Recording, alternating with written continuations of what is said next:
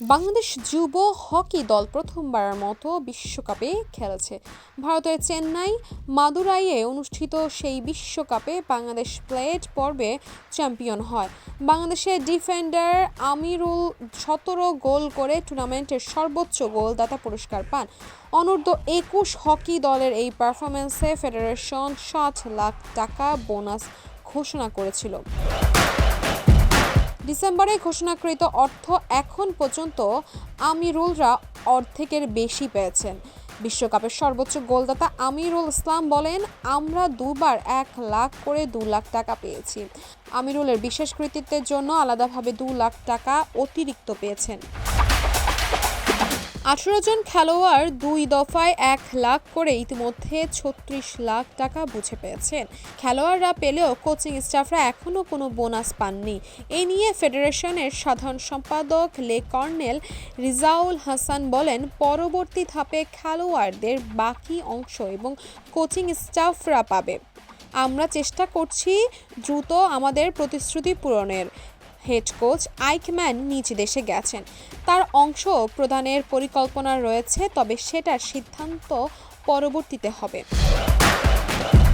Hockey ফেডারেশনের আর্থিক সীমাবদ্ধতা অনেক। এতে সংকটের মধ্যেও হকি ফেডারেশন খেলোয়াড়দের প্রতিশ্রুতি অর্থ অর্ধেকের বেশি বুঝিয়ে দিয়েছে।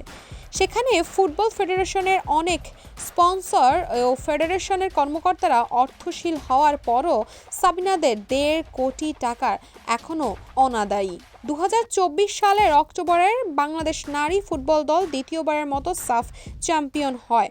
তাবিথ আউয়ালের নেতৃত্বে বাফুফে কমিটি 9 নভেম্বর প্রথম নির্বাহী সভায় চ্যাম্পিয়ন দলকে 1.5 কোটি টাকা বোনাস ঘোষণা করেছিল। 1 বছর পেরিয়ে গেলেও বাফুফে সাবিনাদের সেই অর্থ বুঝিয়ে দিতে পারেনি। ইসলামিক সলিডারিটি গেমস বাংলাদেশের টেবিল টেনিসের মিশ্র বিভাগের রৌপ্য জেতে। টেবিল টেনিসের ফেডারেশন ঐতিহাসিক সাফল্যে সংবাদ সম্মেলন করে জাবেদ আহমেদ ও খই মারমাকে 1 লাখ টাকা করে আর্থিক পুরস্কারের ঘোষণা দেয়। 2 মাসের বেশি সময় পেরিয়ে গেলেও সেই অর্থ এখনও হাতে পাননি তারা।